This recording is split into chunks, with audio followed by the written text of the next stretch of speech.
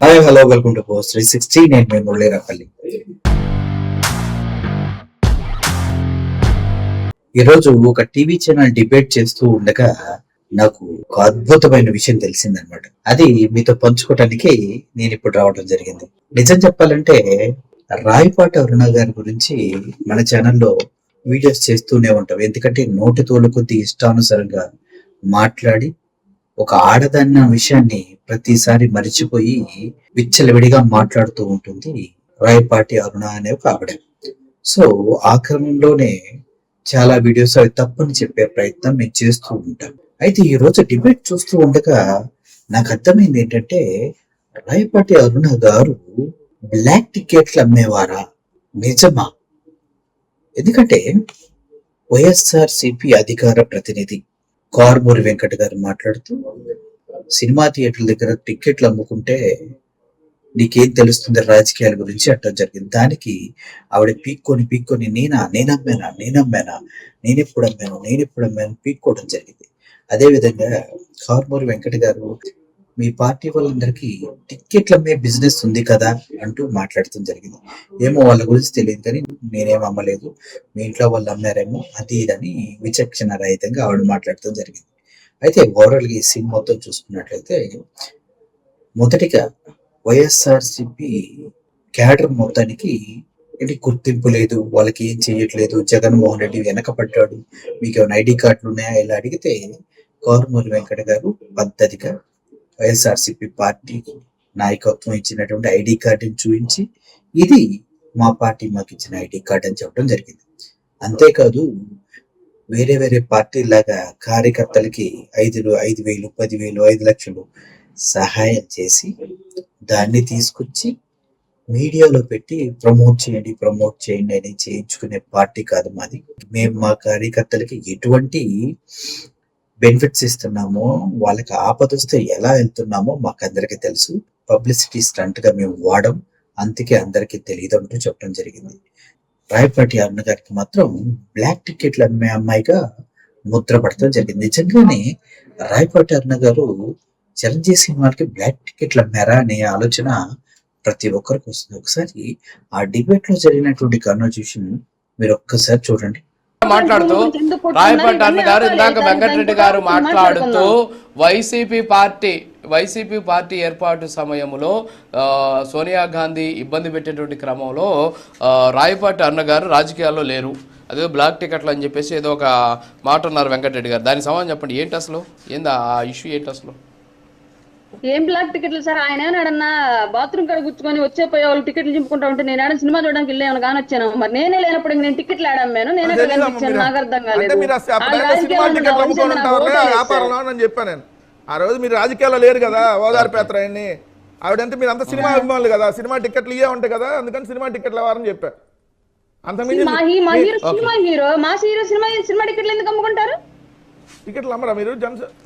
Cinema టికెట్లు తప్పే ఉంది అమ్మితే, మీకు ఆదాయం రాబడి కోసం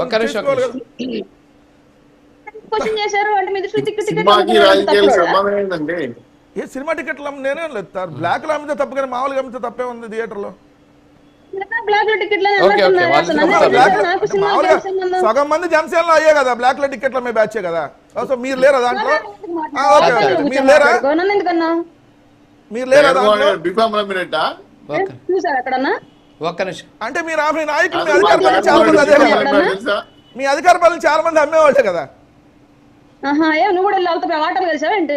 అవునవును, నేను కొన్నాలే మీ దగ్గర. మీరు అమ్ముతుంటే నేను కొన్నా. మీరు బ్లాక్ లో టికెట్ అమ్మితే సినిమా వద్దాం ఆ రోజు, బాదం సినిమా అని, ఇంద్రా సినిమా కొనుక్కోండి. మీరు అమ్ముతుంటే నేను కొన్నా. అదే ఎప్పుడెప్పుడు ఎదురుపడ్డావు నువ్వు? నేను బ్లాక్ టికెట్లు కూడా అంటున్నాను. అదే నువ్వు అమ్ముతుంటే నేను కొన్నానమ్మా అంటున్నా. అదే నేను ఎక్కడ కనిపించాను? నీకు ఏ థియేటర్ కడ ఏ సినిమా కట్ట?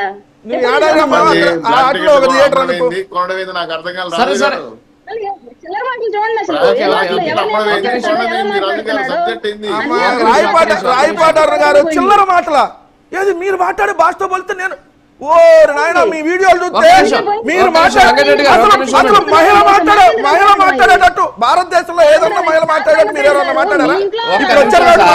మాటలు అవి కాదు. ఆహా, వ్యక్తిగతంగా మీరు మనం మీరు మాట్లాడుకోకూడదు. మీరు చిల్లర మాటల ఒక్క గురించా? నిమిషం అండి. అసలు మీ నోరు తెరిస్తే మీరు మాట్లాడండి. ఒక్క నిమిషం. రాయపాటి వెంకటరెడ్డి గారు బూతులు వస్తాయి. వెంకటరెడ్డి గారు మీరు సబ్జెక్ట్ ఎవరికి వచ్చేసరికి మీరు మాట్లాడేస్తారు. మీ బూతు ఒక్క నిమిషం. వస్తాయి.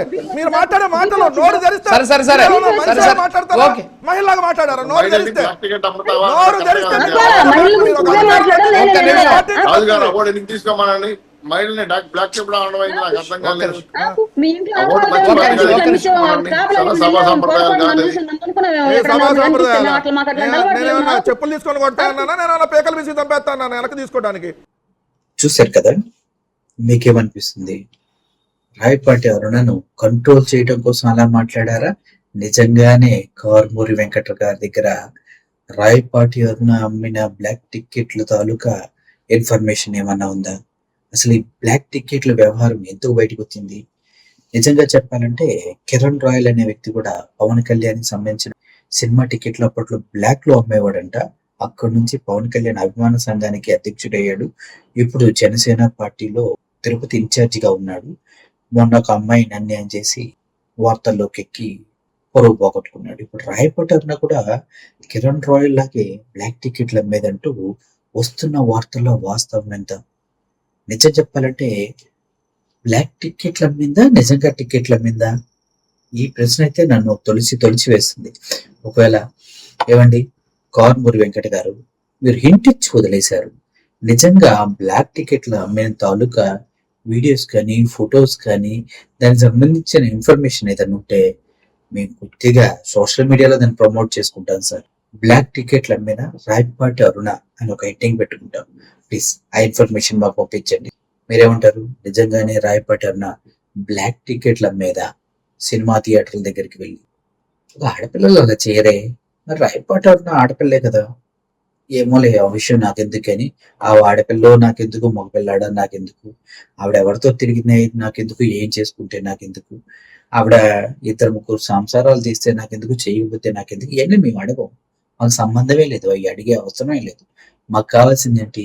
కారుమూరి వెంకట గారు బ్లాక్ టికెట్లు అమ్ముతుంది అని చెప్పారు, అమ్మిందా అమ్మలేదా, దానికి సంబంధించిన ఆధారాలు కావాలి, అంతే.